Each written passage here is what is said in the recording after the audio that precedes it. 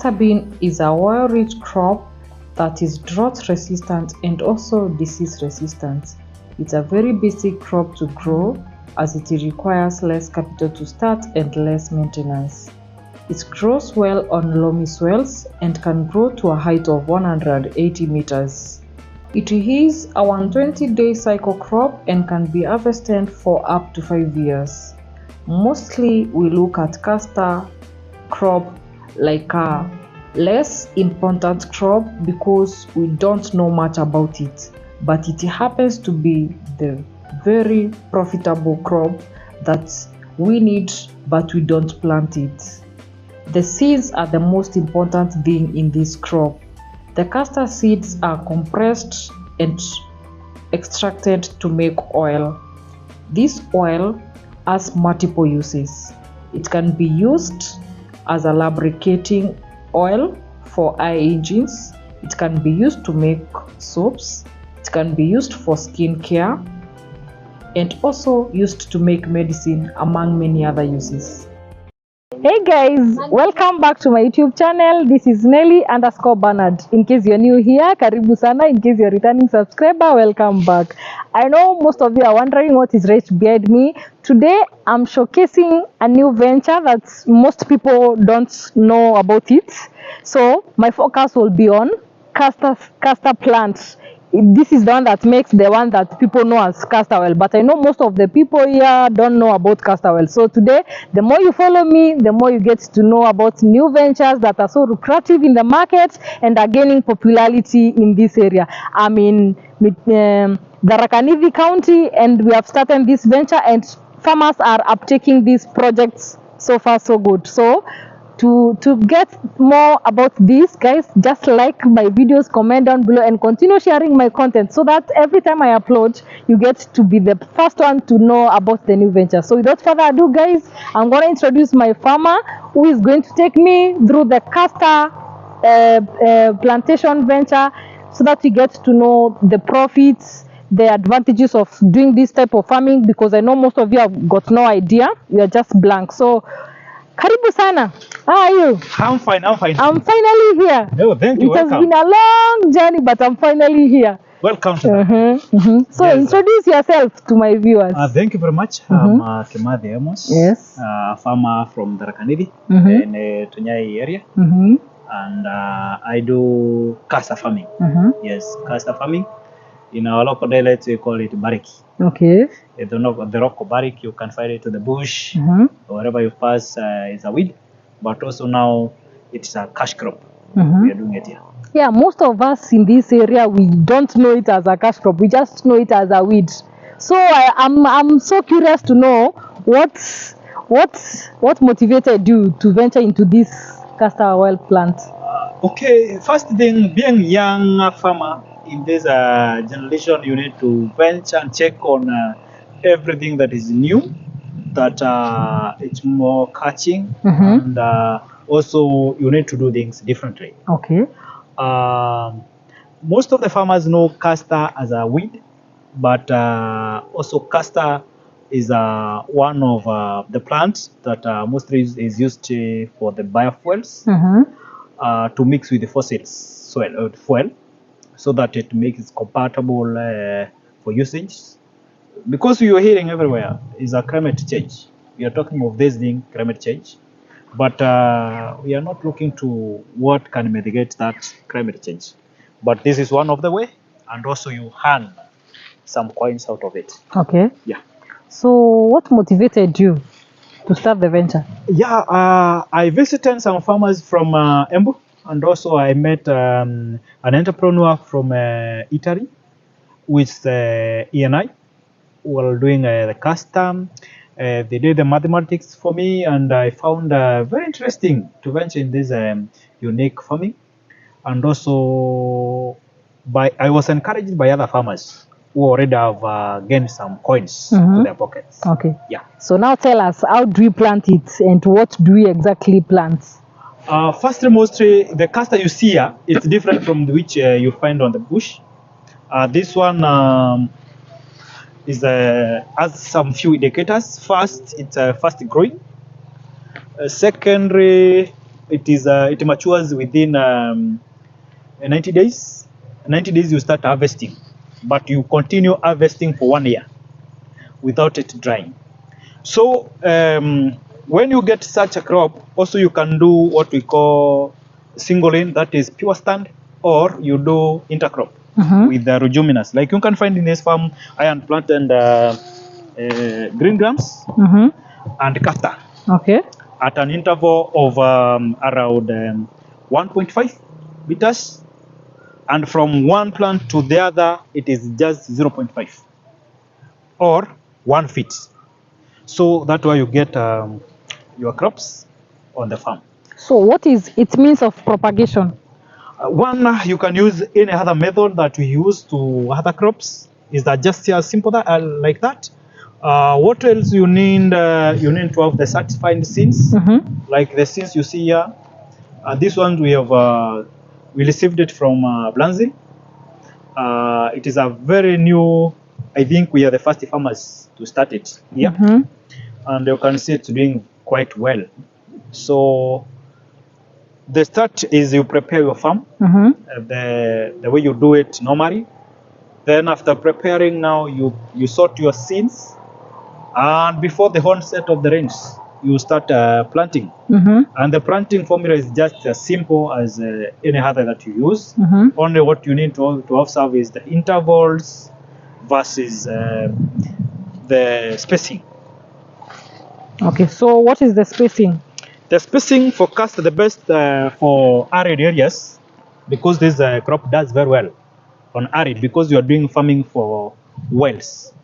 We need to extract well to mix with fossils. Okay. So we need a lot of well from these tentacles. We need only to get wells. So when we farm them on so arid areas, so that we can get the reach of it. And the best spacing is 1.5 meters from line to another one, and from one plant to the other one. On a very fertile soil, you use 1.5. Okay. You use 0.5. Yes. Sorry, 0.5. That is half a meter. Yes. And if your soils are not very fertile, you can use smaller spacing. Do they require so much fertile soil, or they can do well in which soils? Mostly we need a fertile soils, because we need to optimize on harvest. Okay. At the end of the day, you need harvest. That's why you find where the soils are not very good, you find they're not very good. But when you look to where maybe the manure is, you find they're doing very well. Okay. Yeah. So from planting, when do I harvest? At what time do I give it for the field until I harvest? Well, for this crop, you need just 60 days. You start seeing the first flowers. Then you need another 30 days. You start harvesting your crop. Like now, we need some more 15 days. Yes. 15 days, we start harvesting these knobs. We'll harvest this one after around 15 days.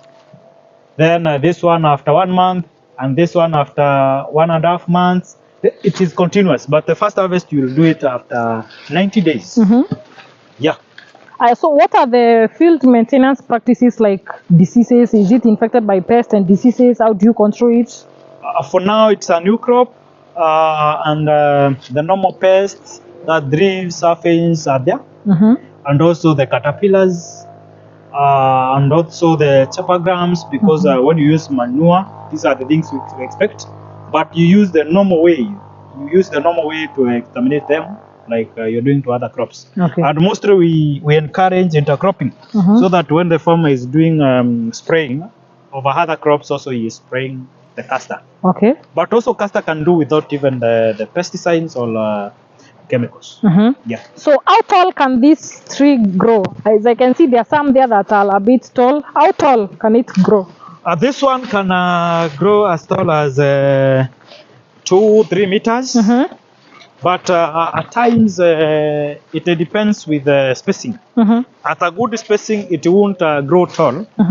It will just be giving ratoons, okay, which will minimize its growth rate. But when they are congested, you expect them to grow taller. So how do I know the seeds are ready for harvesting?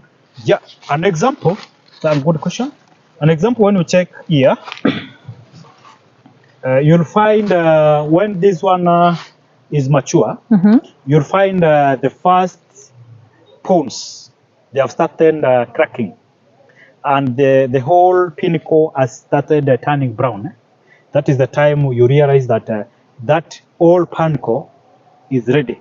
Okay. But you must first check the first fruits, 4 or 5 within a pinnacle, to start cracking, to show you that they are ready. So you are going to harvest a whole pinnacle by cutting it here. Okay. Then you carry this one, you go to keep it to a drying place.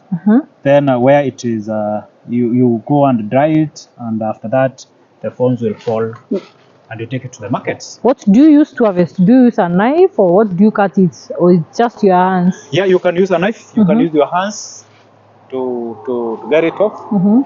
Yeah. So what are the advantages of this castor and the uses of the castor that you are making? Yeah, one, I'm saying to this era, you're hearing everywhere, we need to mitigate the climate change.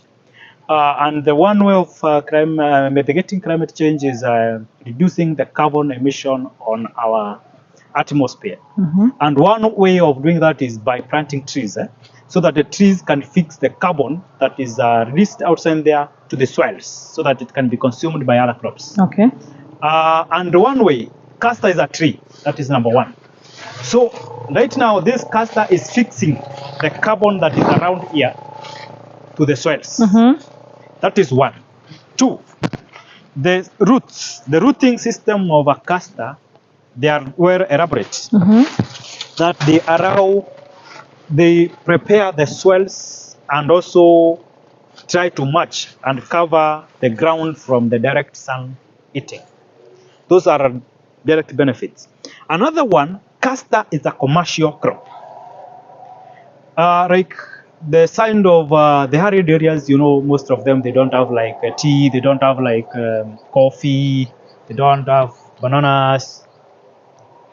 But you find in these arid areas, they have no cash crop. This one has come to assist the farmers to have the cash crops on the arid areas, because that state is doing very well at Tunyai, is doing very well on these arid areas. So that one, it is a cash crop. So we are expecting some cash from it. Two, it has a ready market. In fact, if you go today to website, you go to Google, you go to everywhere and say that you have castor, you have money at your hands. Three, the castor oil will be used to mix other fossil oils, so that to reduce the carbon emission by our locomotives. So Wakenya wenye wanasema mafuta imepanda, wakuje tulime. Wakuje tulime mafuta ipatikane. Yes. Tuko na mafuta kwa mchanga yetu na tuitumii. Yes. So in an approximate, this is like maybe how many acres? Yeah, we've done 2 acres. Yeah, but we have other farms we have done elsewhere. Yeah. So in an approximate, how much can you harvest in 1 acre? Okay, in a simple method, in an acre you have you should have 48 to 5,000 plants, and approximately every plant we give it around 60 grams. After that, I think that one is around 120, 240. Definitely you get around around 4 to 5 tons. And that exhalate around 12 tons. And you get in an acre, you can get as much as around in a single harvest, you can get around 120,000. Yeah. In an acre? Yes. Just one season? Yeah, that is just one harvest. And you said it is just 90 days in the farm. 90 just days. 3 months. And remember, at 90 days you start harvesting. Then you continue harvesting for another 90 days. You harvest for another 9 months. Oh, so you don't just cut it down again? No, it is a continuous thing. Check here. check here. An example, we take this one. This plant is 2.5 months old. Within the 30 days, next 30 days, we shall harvest this. Yes. Then, after another 15 days, we are going to harvest 1, 2, 3. You see? After that one, we are going to harvest 1, 2, 3, 4, 5, 6, 7. Yes, I can see it is continuing to grow. Like there is another one growing there. Yes. For the you can check even these ones. Okay. So it continues growing. Okay. Every time you harvest, you give it an opportunity to continue growing until the next season comes, and it will be there. It will start robusting. You're harvesting it for just 1 year. Oh, so you'll be harvesting it for the whole year? Yes. Hey, this is a nice venture. So, how much should someone come anticipating with if they want to start this venture? Like, is it requiring so much capital, or it's just something you can just start? No. To my check, if you are a farm already, you want to venture to this, imagine you need very less capital. And mostly there are even companies who are giving out some incentives to start doing. Like we have a company known as ENI, giving incentives. They plow your farm for free. They give you seeds. You go and plant, and also you sell them. Wow, that's a nice one. Every farmer who is ready, I think, is the simplest venture you can go. Yeah. So, what are the challenges of this farming? The challenges is mostly, I've said this, you can get these seeds from very far Brazil. They are not found in Kenya. Okay. Most companies are not doing the same. Secondary is the caterpillars invention and also drips. The farmer needs to be very keen. Okay. And the third one is about now that most farmers do their farming for 4 months, they leave the farm and go to do this crop. Demands a farmer to be on the farm throughout the year. So to farmers who are seasonal, then it might be not a very good venture to them. Okay. Yeah. So it needs your attention. Yeah. To weed or to check the pests. Yeah, to weed and both to check the pests. And that's why I've said we encourage mostly to intercrop. Because when you intercrop, the farmer interest is the other crop. So he'll take care of this crop as well as doing the venture to the other crop. Okay. Wow, this is an interesting one. Guys, I think you have all heard about it today. This is a very nice venture that you can start with very less capital. So, how would you encourage a youth out there who is willing to start, or even not necessarily a youth, any person who is willing to start this castor plant? What do you tell them? To start with, I'll just say to whoever is willing to venture in this, first do your mathematics. Look into that 1 acre, 1/8, or that piece of your land, what you gain there. If what you gain there, then look to expertise and advise you on how to do this on castor. And then I think at the end of the day, what you need to that farm is to know what you need to get.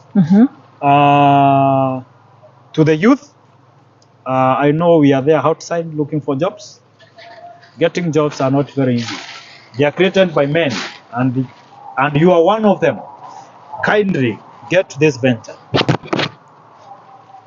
Just walk to that mama's farm that you want to do green gram, that mama want to do cowpeas, that mama want to do beans.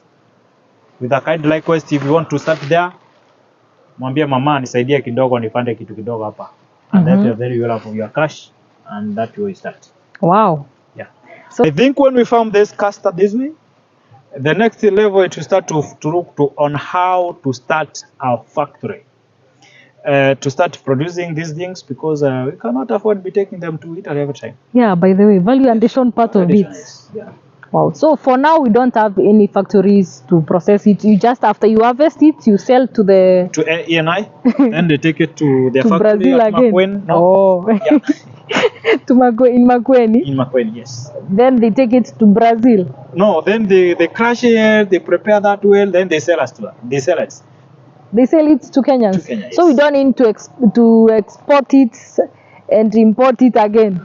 At times, if we Kenyans were not able to buy, then they have to take it to their country and then to import it again. So but we are the first who have done the same. Yeah. Everybody who is talking of mitigating climate, you're telling people to plant trees. You need a tree that has value. Yeah. On your farm. Look to Castor. You need a tree that has value, guys. So guys, that's it for today. I've really enjoyed having your time in the farm. Thank you so much for giving me the interview. Karibu sana. Yeah, I've toured your farm and it is a very good venture. It is something new for the viewers and it is something that everyone should have. Even me, I will come out of this place with the ready mind to start my own farm and start farming the castor oil. So next time it is you will be coming in my farm to tell me, Nelly, you are doing this, you are doing this. Yeah, so guys, that's it for today. Don't forget to like my videos, comment down below and subscribe to my YouTube channel so that you can find this and much more content about farming in my channel. Bye guys, till next time. See you guys. Bye.